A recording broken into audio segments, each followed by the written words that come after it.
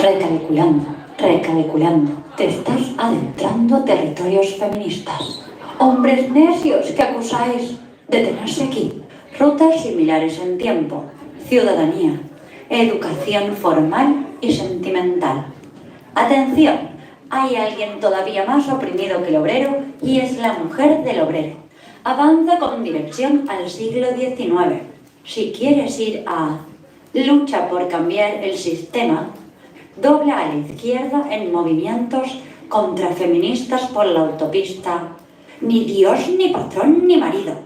Si quieres continuar hacia la lucha por la igualdad en el sistema, sigue a las mujeres vestidas de blanco. ¡Alto! La sufragista Davidson es atropellada por los caballos del derby. Retenciones en todas las rutas por simulacro de elecciones. Entras al siglo XX con licencia de conducir. Presta atención. Bicicleteada al frente. Gira en la rotonda por la vía. Si no puedo bailar, tu revolución no me interesa. Parada, un cuarto propio. Se encuentra al frente. Aviso de radar. Zona de ripio. Las mujeres escriben como mujeres y lo hacen mucho. Puedes retomar esta ruta o indagar en la zona leer como feminista. En 15 cuadras, gira a la izquierda por la avenida Beauvoir. Descansa en el fin de la monogamia. Alerta, mujer no se nace. Ha llegado al comienzo de un cambio de paradigma. El sistema sexo-género reescribe el territorio. Espacio de acampe entre naturaleza y cultura. El patriarcado establece los límites, los caminos y los atajos. Tránsito detenido. Las mujeres abortan. Tránsito liviano. Las mujeres serán libres cuando separen el sexo del embarazo. Dobla sigilosamente por la avenida. El amor heterosexual siempre fue el opio de las mujeres. Para llegar al carril de la igualdad, liberal, radical o marxista. Se ha perdido la señal. La clave de acceso está en lo privado. Lo personal señala el camino de lo político. Interferencia en el sistema. No hay Dios ni quiero ser diosa. Seré cyborg. Entras en nuevos territorios. De la política de los derechos a las políticas de las identidades. Punto de desahogo. Alicia Llano está en cartelera. Si quieres más bulla, continúa una cuadra por la calle Lesbianas.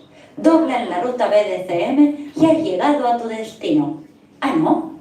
Camina hacia transfeminismo o feminismo prosexo. Si prefieres otra ruta, presiona el botón verde para doblar y continuar hacia feminismos de la diferencia. La carretera está barrosa. El cuerpo del camino se expande. Baja la marcha. Hay poca visibilidad. Mucha humedad. Se ha perdido la conexión falocéntrica. Toma el desvío. La civilización nos ha definido como inferiores. La Iglesia nos ha llamado sexo. El psicoanálisis nos ha traicionado. El marxismo nos ha vendido a una revolución hipotética. Gira a la izquierda pronunciadamente por mujer no es un universal. Continúa por el sendero me gritaron negra o gira en B para continuar por la herejía lesbiana. No somos mujeres. Adéntrate en la ruta fronteriza chicana y sigue los carteles. Las lenguas salvajes no pueden ser domesticadas, solo pueden ser cortadas. En algún momento tendrás que dejar la orilla opuesta para estar en ambas orillas a la vez. O tal vez decidas encaminarte hacia un territorio completamente nuevo. Las posibilidades son numerosas. Pero si continúas por el mapa que traza el género, llegarás a una intersección queer. Detente en el cruce loca y travesti y lucha porque no te persigan, ni aprendan, ni discriminen, ni maten, ni curen, ni analicen, ni expliquen, ni toleren, ni comprendan. Continúa levemente. Hay que tener coraje para ser mariposa en un mundo de gusanos capitalistas. Hacia la estación reivindico mi derecho a ser un monstruo. Deja atrás políticas de la identidad y continúa por problematización de las subjetividades y los deseos. Esta ruta no tiene líneas de contención claras ni familiares, pero sí puedes encontrar genealogías. El paisaje se abre amplio, la travesía continúa y es lo que importa, pues todo lo demás se va a caer. se va a caer, se va a caer.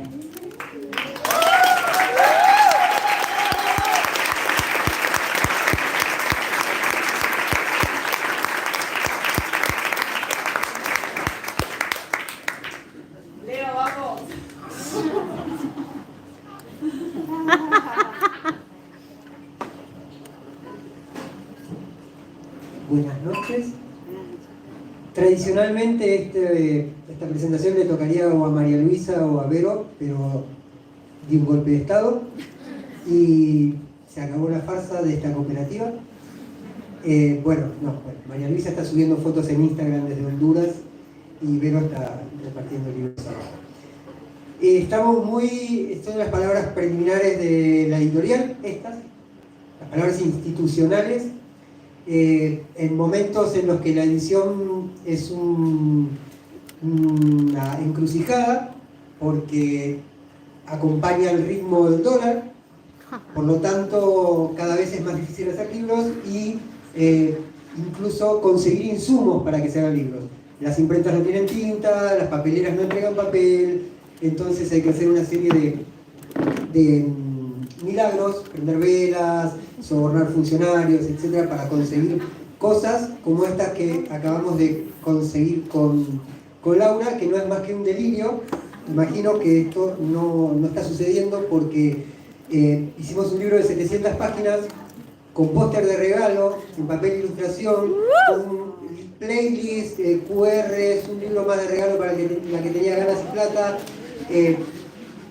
En un momento en el que íbamos a asociarnos con otra editorial y cuando vio el costo de imprenta, que tiene muchos ceros, más de 6 ceros, huyeron, creo que todavía no se detuvieron en la corrida, pero nos enorgullece mucho este momento en el que todo el mundo está gritando los botes salvavidas, nosotros ofrecer una playa donde juntarse, donde escuchar música, donde encontrar contención, donde ser una manada. Así que el libro tiene un periodo, el libro siempre tiene como 2 periodos, uno es el que está incubando, el de la semilla, que está en la tierra, nadie lo ve, ahí no hay nada, ¿qué carajo pasa? Nada, otro día igual al anterior, y de repente sale la plantita. Durante muchos meses Laura estuvo muy estresada produciendo este material y ahora nos toca a la editorial estresarse, pasar a la segunda etapa. Ya el libro ya estuvo en la tierra y ahora ya creció y es una plantita y ahora tiene que tener su segunda vida. La primera vida es la de concebirlo y la segunda vida es la de que se ponga a circular. Muchas autoras creen que una vez que terminaron el libro te entregan el manuscrito, me lo saqué de encima. No, en realidad ahí empieza la vida del libro, que es la vida real, cuando se convirtió en un ser tangible que puede ser abrazable, querible, como la Susi de Vir, y podés llevarlo a todos lados, como a Susi, que debe pesar lo mismo que Susi, ¿no? El libro, más o menos. Y es una alegría muy grande que Mariana, Vir y Nora hagan la presentación esta, que va a ser absolutamente de lujo. Así que muchas gracias a todas las personas que se prendieron en la preventa, que es lo que ayudó también a costear la salida del libro. Es un libro caro, lo sabemos, pero vale la pena y por eso nos animamos.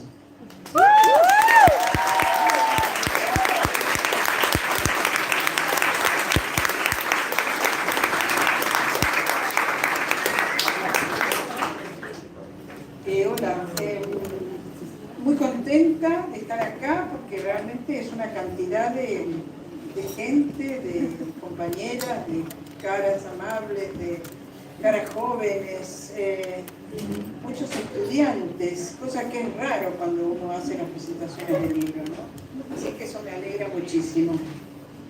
Bueno, estoy contenta de presentar este libro también.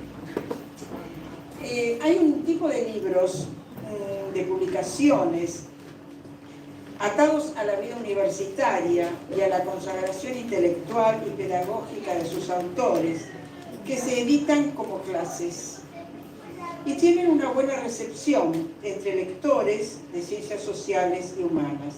Pienso en los tomos de Foucault, muchos tomos de Foucault con sus cursos, los cursos que él diera en el Collège de France, o en las clases sobre Leibniz, Spinoza o el cine que Deleuze impartiera en la Universidad de Vincennes. Son textos de estudio, pilares de la formación de estudiantes, textos pensados póstumamente que precisaron de la voluntad de amigos, discípulos o editores que revisaran, leyeran o catalogaran esos materiales. A mí me encanta leer esos libros, leer clases, porque advierto allí una presencia diferente de la voz y del cuerpo, una entrega intelectual que es de un orden más activo y directo que el del artículo que se lee. Hay una puesta en escena de un yo que busca borrar su subjetivación personal y afectiva para privilegiar las maneras en que un recorrido intelectual se ata con la historia de su formación disciplinar y con su voluntad pedagógica. Una puesta en escena que piensa y le habla al otro y lo trae al interior del discurso. Las clases son para los otros. Me gusta entregarme a la curiosidad de leer ese sistema, encontrar el concierto en acto de ideas, acentos, erudición, potencia y las marcas de su interlocución con los otros. Me gusta leer estas clases. Hay allí un gesto explicativo más manifiesto, una claridad más explícitamente buscada, un desmenuzamiento conceptual con más planos, un intento de mostrar y desnudar el movimiento pedagógico de otra manera. Esta tradición hizo pie en el contexto local, donde se publicaron en estos últimos años las clases de teoría literaria de un profesor fundamental desde que fue Enrique Pisoni, las de un seminario mítico del año 1984 de Josefina Ludmer o las clases de literatura argentina de Beatriz Arlo. Todos ejemplos de una primavera universitaria de los años de la postdictadura, de los primeros años de la postdictadura. Materias de prestigio y popularidad en la Facultad de Filosofía y Letras cuando todavía no era UAM y que venían a cambiar los modos de leer y pensar la literatura. Creo que hay que leer, tomar las aulas, las clases de teoría y estudios literarios feministas de Laura Arnés y su grupo dentro de esa genealogía. Pero este proyecto tiene materia y libro, tiene sus diferencias. Aquellas clases que mencioné se recuperaron muchos años después y en general estaban asociadas al nombre del titular de la cátedra, salvo quizás el de Ludmer, que incluía las clases de los que conformábamos ese grupo. Todas las aulas es, y esto lo destaco, un proyecto colectivo del conjunto de la cátedra, que incluye una variedad de escrituras. Las clases principales, teóricas podríamos decir, las clases de temas más puntuales, acá denominadas lecturas, que son acercamientos críticos a determinados temas o análisis literario. Y por último, los trabajos finales. Es decir, monografías, que dejaron de ser monografías después, pero que fueron entregadas como instancias de evaluación por los alumnos y que por su singularidad y creatividad, los leí todas, son publicados junto al resto de los materiales. Me gusta esta variedad. Creo que gana muchísimo el libro con esa heterogeneidad. Textos de estudiantes que vienen a sumarse a las lecturas feministas, que ponen en entredicho su propia posición como estudiantes, el devenir escritura de sus propuestas, los encastres afectivos que se enlazan con un texto que se entrega para probar, las modulaciones de una voz en primera persona que combina una tecnología del yo con el foco de un saber aprendido, desgranado, incluso pulverizado. Es un oasis llegar a los textos de Paula Salmoiraghi, María Belén Matos, Nicolás Viva, Ana Granata, Julia Laura Legiero, Victoria Rossetti, Victoria María Fondón, Florencia Belén Pérez, Ágata Saldívar, Ana Álvarez Mulconis y Fran París. Esta organización democrática, horizontal, dinámica, quiere, como dice Laura en la introducción, cambiar el estudio de la literatura de modo sustancial. Para ello trabaja en varios frentes. el de la teoría, el de la crítica y el de la escritura. Y pone en escena, con esta disposición, las tres cuestiones que vertebran los problemas de los feminismos y las disidencias en este campo. Laura y cada una de las que conforman este grupo, Majo, Flor, Daniela, Paula y Julia, tienen su voz y una escritura propia que es el espacio donde echaron a andar sus ideas, los saberes recorridos que cada una estudió durante años, hábilmente compendiados para ofrecer a la escucha estudiantil. Los enumero de alguna manera. Las condiciones de lo queer en sus versiones teóricas de la vulnerabilidad y asentadas en las infancias, los recorridos críticos de las ficciones lesbianas, las metáforas teóricas del género, los feminismos descoloniales y sus múltiples enraizamientos latinoamericanos, las preguntas acerca de dónde está el trabajo o dónde se hospeda la ley y cuál es el modo de articulación de la letra con la imagen y el sonido cuando se habla de género, de feminismos, además de la historia de los feminismos y sus derroteros conceptuales. Está todo ahí. Estos contenidos, fueron múltiples y dispersos, rigurosos en sus amplitudes teóricas, con respeto crítico hacia las citas y los aparatos conceptuales, los de Virginia Woolf, la Simona, Butler, de Lauretis, Haraway, Kristeva, etcétera, etcétera, etcétera. Y son generosos también, porque encontraron los modos de exponer sus conocimientos y compartirlos. Prácticas verdaderamente feministas. También son textos reescritos, retirados de una primera oralidad para ser trabajados con rigor y cuidado. Cada clase además tiene el valor de exponer, explicar, contextualizar las diferentes teorías que articulan este saber teórico sobre feminismos y literatura, sus nombres principales y luego transitar con las versiones del pensamiento feminista latinoamericano, sus problemas puntuales, sus discusiones enérgicas, sus contribuciones disidentes y desplazadas del norte global. Esta es otra de las contribuciones a destacar del libro, en el que se alinea el corpus latinoamericano de la crítica literaria de género. Josefina Ludmer, Silvia Molloy, Nelly Richard, Francine Macielo, Silvia Rivera Kusikanski y otras. Por otra parte, hay que decir que es un proyecto hijo de la cuarentena, que nace como una verdadera novedad institucional, un cambio, una irrupción inédita que tiene que adaptarse a las vicisitudes del encierro, de las pantallas, de solo conocer a los estudiantes a través de ellas. También es producto de acuerdos institucionales de la universidad pública.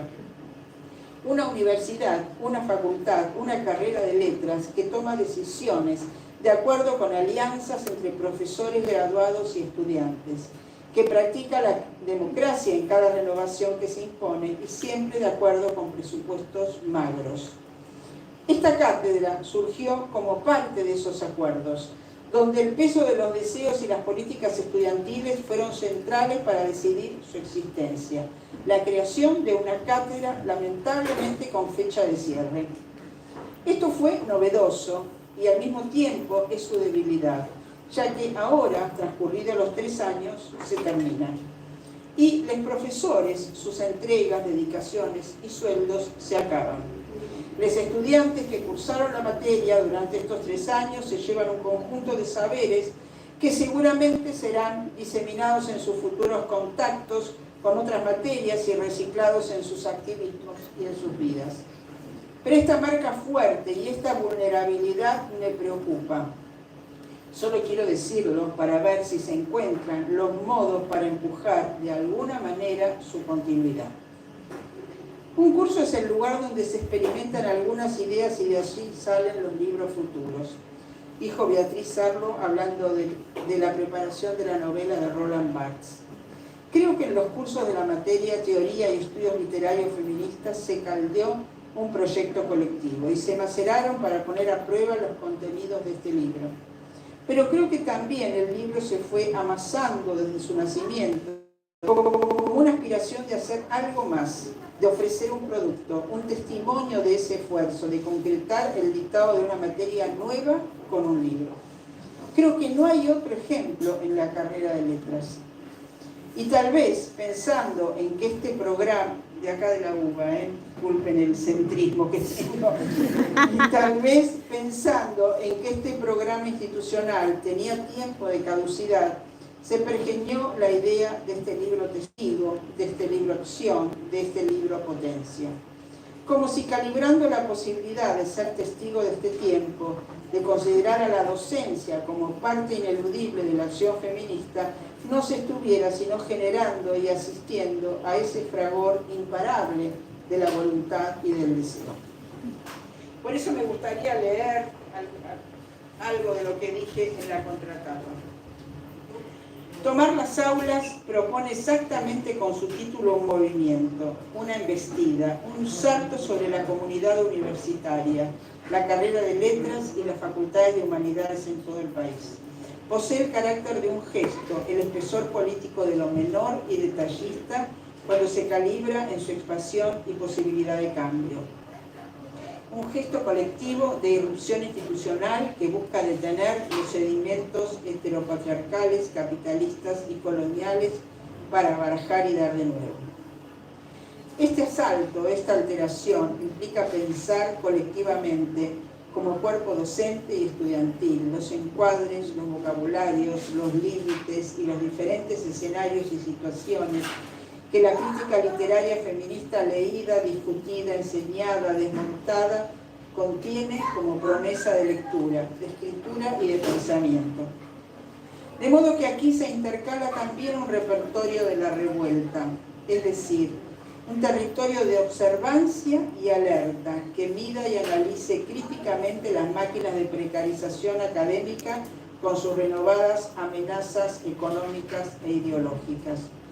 Por eso leer, enseñar y aprender teoría y crítica literaria feminista requiere de una revuelta atenta a los signos de estos tiempos, una de cuyas claves es la ofensiva contra los feminismos, las posiciones de género y disidencia, sus luchas, historias, ideas y consignas.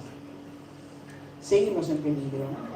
La elección del domingo pasado nos puso provisoriamente en un punto de alivio y esperanza de que logremos poner algún dique de contención a los fundamentalismos de derecha. Pero la alerta sigue. Este libro también es parte de esos 40 años de democracia, del país, de la universidad pública, de los tránsitos victoriosos de los feminismos y sus leyes, la de la identidad de género, el matrimonio igualitario, la ESI en las escuelas. Es parte de todo lo removido, convulsionado y cortocircuitado durante estos años y del compromiso por seguir observándolo críticamente para continuar. Gracias.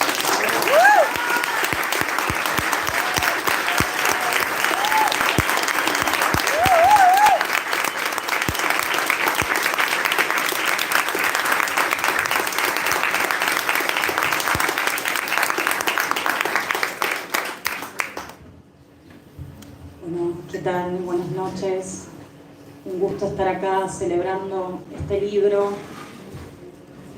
escrito por amigas, por compañeras, por colegas, por cómplices, acá con las chicas presentándolo, con la editorial Madre Selva, que nos acomuna también y nos da cobijo a ciertas tradiciones críticas, al menos disidentes, en la universidad y que se ponen en un catálogo, y eso me interesa remarcarlo, donde conviven también producciones activistas. Eso es algo que no quería dejar de resaltar del texto. Y aparte aquí en Casa Brandon, que acomuna mundos, ¿no? Pienso tanta fiesta, tanta literatura, tanta teoría, pensamiento, baile, glitter, y ahora ver alumnos acá, colegas acá, es como, nada, un lindo encuentro. Yo escribí un textito muy breve que se llama Había una vez una materia que era una galaxia, que era un universo. Había una vez un grupo de profesoras en una lejana academia del sur, muy al sur, que decidió inventar la materia de un mundo, podríamos decir más bien la de una galaxia, a la que llamaron Teoría y Estudios Literarios Feministas. Corría el año 2020 y una pandemia azotaba a Gaia y confinaba a los seres humanos a permanecer en sus guaridas. Pero no hubo aislamiento, temor o forzada virtualización que detuviera a estas obstinadas aguafiestas académicas, quienes contra viento y marea se harían presentes en las aulas del ciberespacio para, más que compartir simples ideas y contenidos, convidar e invitar un mundo. Un universo compuesto de problemas, conceptos, conexiones, nombres, textos, territorios, luchas, tiempos y resistencias. Había llegado la hora de que la interrupción de este gesto colectivo de irrupción institucional, como dice Nora Domínguez en la contratapa, se sumara a una historia larga y no por ello lineal ni homogénea de gestos y complicidades que se traman entre el aula, la vida, la política y la pedagogía. Había llegado el tiempo, el momento, podríamos decir, de una experiencia pedagógica e institucional que bajo el nombre, el legado, la guarida y las maneras feministas se proponía abordar la relación entre la teoría, la literatura y los feminismos en sus cruces, roces, contiendas y desplazamientos. Desde el título hasta el recorrido cartográfico genealógico y no meramente cronológico, las decisiones pedagógicas y autorales, en las que enfatizó mucho Nora, la política de las citas y editorial, y también la puesta en obra de un dispositivo cooperativo e interclaustro de producción de conocimiento, este libro recoge, amplía y pone a resonar esa experiencia académico-política entre otros pasillos, en otras aulas, entre otras paredes y en otras complicidades con otras intemperies. Las clases producidas por las docentes y algunas invitadas para el dictado de la materia se dan cita aquí con los textos que los estudiantes produjeron en el marco de la materia y que son aquí puestos en valor, lo cual no es un gesto menor, sino por el contrario, la potencia de una complicidad productiva entre alumnos y docentes a la que la academia no siempre favorece y acompaña.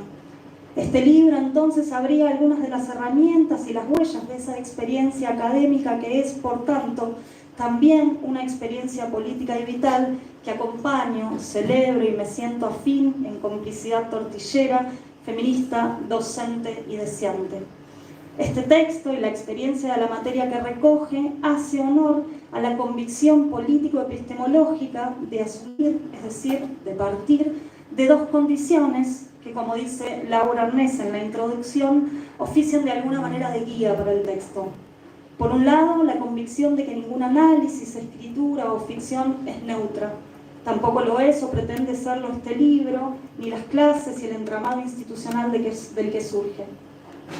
Por el otro, también aparece la pregunta por la subjetividad crítica, por la intersección productiva entre la teoría, la crítica literaria y el feminismo, lo que equivale a volver sobre la pregunta por la siempre problemática relación entre los activismos y la producción teórica, tanto académica como no institucionalizada, de los saberes y las narrativas. Por eso el libro y la materia que dio vida y viento a este libro toman posición desde su nombre hasta el modo en que se propone y construye. Aquí no será la lanza del héroe que corta y mutila la complejidad para narrar una historia, la suya, sino que es la galaxia la que da la herramienta para adentrarse en el multiverso productivo en el que la teoría y la crítica literaria se fricciona con los feminismos. Por eso, la galaxia se parece más a la bolsa de Levin que al arma del héroe, en tanto ofrece una constelación de problemas, autores, territorios, complicidades, intenciones, en lo que no hay lugar para una única cronología lineal, sino más bien un territorio abierto y en disputa que ofrece una posible constelación de sus intereses, sus libros, sus historias, tanto belicosas como amorosas, sus pasiones teoréticas y sus deseos literarios. La propuesta de una galaxia es productiva, política y pedagógicamente. Desmonta el canon sin proponer otro y ofrece, más que una historia de la teoría y los estudios feministas, una cartografía deseante de un campo que se abre y se degusta en disputa. El libro ofrece distintas entradas a algo que es mucho más que un mundo monolítico y lineal y muestra los pliegues, cruces y torsiones de un territorio complejo. La lanza del héroe no desaparece, solo que se mezcla en una bolsa en la que el espíritu belicoso se aúna a la voluntad de transformación, de contar las historias que no se suelen contar, de intervenir en el gran relato académico del saber, no para sustituirlo, sino para alterarlo, para pluralizar la mirada y descubrir la potencia de otras ficciones teoréticas y literarias. Por eso los gestos cartográficos del texto no son totalizantes, sino que están más bien situados, inscritos en ese lugar en disputa que liga la teoría, los estudios académicos y los activismos sociales a través del adjetivo plural. El feminista acá no remite tanto a un corpus o a una disciplina claramente delimitable, sino a esa complejidad epocal, plagada de placeres y de peligros, entre la política feminista, la práctica de institucional y el deseo productivo de teorías, ficciones y mucha tinta. Asumiendo el riesgo que implica escribir y producir desde la Academia del Sur, marcada por la colonialidad académica y la injusticia epistemológica que recorre nuestras aulas y su etos institucional, el texto intenta romper con, cito también aquí el texto, a la introducción, los trillados recorridos referenciales para ampliar la imaginación literaria, ficcional y política a partir de una práctica crítica feminista.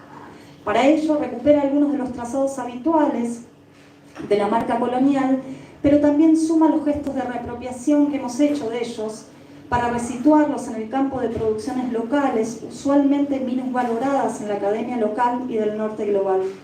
Aquí las docentes y los alumnos sudacas hablan, producen teoría, escriben literatura, releen las obras y reconstruyen nuestras genealogías, con los pies en los dos barros, como dice también Laura en la introducción, el del aula y el de las calles, el de la institucionalización del saber y el de la disputa política por construir otras maneras de conocer y de narrar. Este libro hace de la constelación que reagrupa y arriesga su propio universo, su apuesta pedagógica y política. Y cito aquí nuevamente a Laura: con la certeza de que no hay un buen saber, bien decir ni neutralidad posible y defendiendo el derecho al que el saber sea placer, proponemos un recorrido por la literatura y por los feminismos, o mejor dicho, por algún de sus cruces, de sus contactos apasionados. Hasta allí la cita. Y es sobre este contacto apasionado sobre el que quisiera reparar para cerrar esta mi presentación. Es la pasión feminista, esa que agrieta torres conceptuales y levanta ranchitos con ramitas en el medio de las avenidas, lo que agita el pulso de este libro y de los modos en que podemos pensar, imaginar, practicar y disfrutar esa fricción maravillosa entre el saber, las aulas y las inquietantes lenguas feministas. Gracias.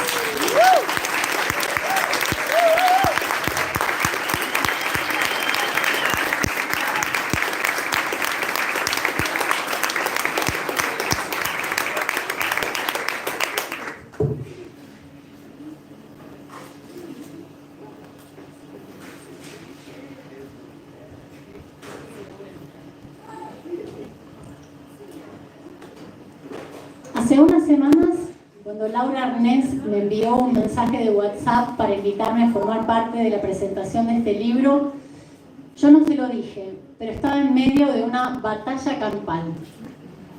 A veces se da que vivís un tiempo largo de calma, en donde en apariencia no pasa nada, y de repente salta a la luz el perro de 3 cabezas, que había estado ahí agazapado todo el tiempo, pero vos no lo sabías.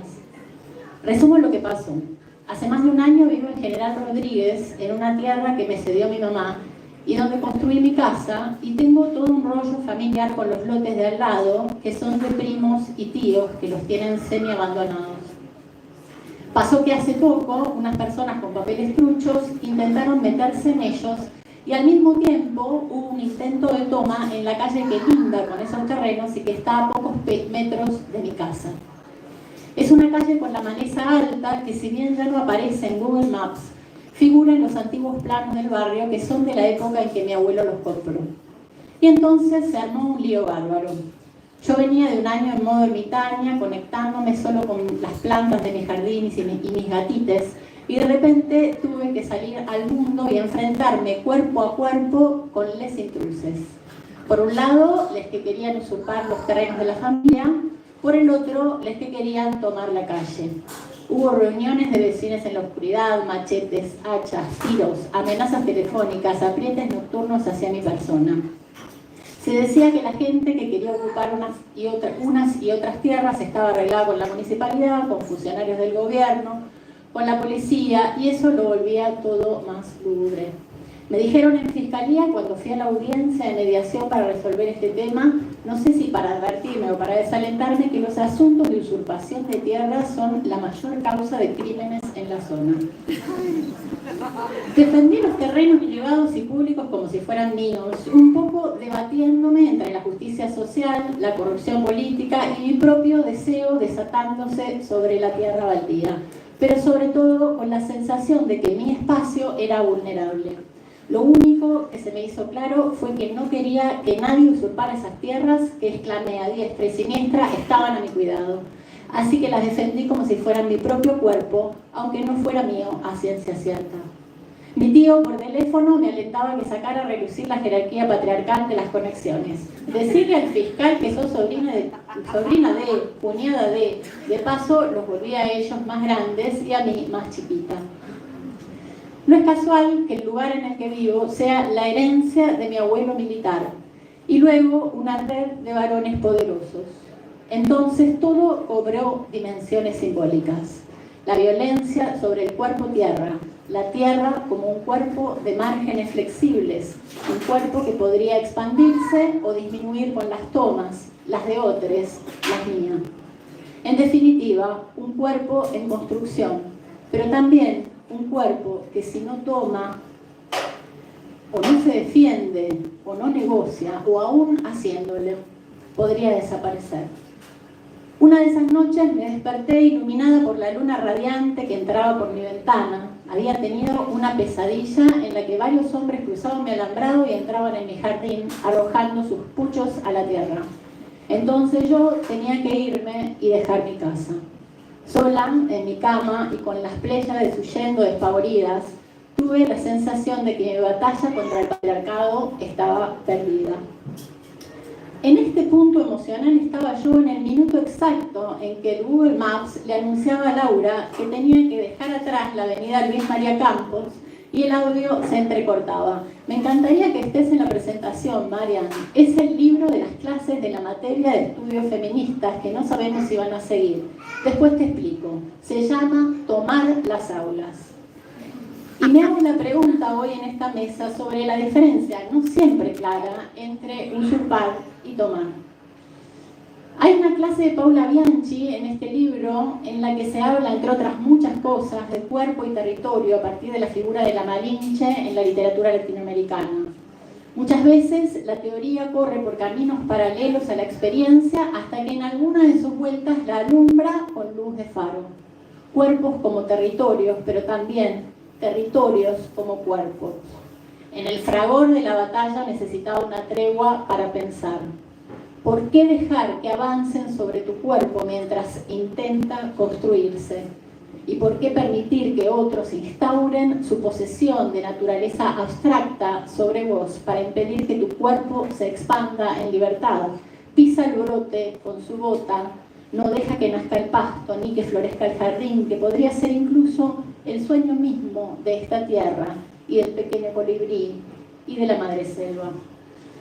Tengo una hermana empresaria y otra hermana que es huertera. Me contó el otro día que cuando era chica, mi hermana empresaria, que es la mayor, le aconsejó: nunca pidas permiso, en todo caso, pedí perdón. La lógica empresarial con cierto atenuante cristiano. Mi hermana huertera y yo queremos aprender de mi hermana empresaria la firmeza para plantarnos en la vida y no sentirnos pobres en ciertos círculos, pero dejando algunos puntos éticos en claro.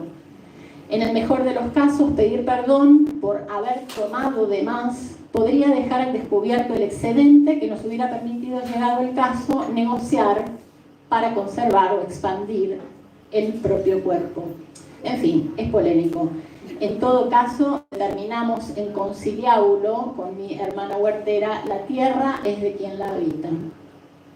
¿Y qué es tomar las aulas? No es tomar lo que alguien dejó vacante, sino más bien lo que algunos dijeron: esto es mío. pero ¿cómo y cuándo se fundó ese derecho de posesión? Cursé letras en la Universidad de Buenos Aires en los años 90 y como muchos de ustedes sabrán, en esa época podías transitar la carrera entera sin leer mujeres y mucho menos escritores no binarias, ni teoría feminista, ni queer, ni descolonial, ni postcolonial, ni tampoco escuchabas pronunciar la palabra lesbiana en una clase así como así, salvo excepciones.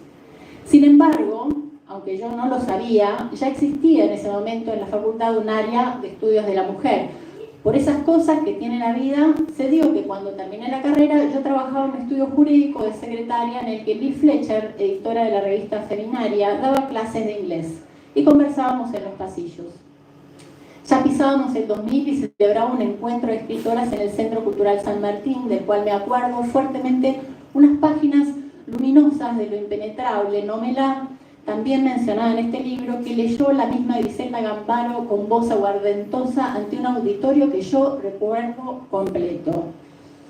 Lee me dijo, ¿por qué me veía un poco boyando? Escribí a Ana Domínguez, que dirige el área de literatura del Instituto Interdisciplinario de Estudios de Género de la UBA, y así lo hice. Fue gracias a Nora que accedí por primera vez a la crítica literaria feminista y a la teoría de género. Mientras subíamos las escaleras de Puan con la respiración entrecortada por el ascenso, me dio una carpeta gorda para fotocopiar e iba agregando títulos. Algunos de estos textos marcaron un antes y un después en mi vida y llegué a todos ellos a la vez. Las tretas del débil, el segundo sexo, el género en disputa, las propias clases de Nora de teoría literaria. Hubiera dado 1000 monedas de oro por cursar una materia como esta en los 90, pero los caminos recién se estaban abriendo. La cursé ahora y a las corridas para presentar el libro y vi con felicidad cómo la maquinaria imparable del pensamiento va rompiendo sus bordes. Tener todas estas clases juntas y así presentadas es un tesoro, porque es un libro para siempre, por la riqueza de sus contenidos, por su estallido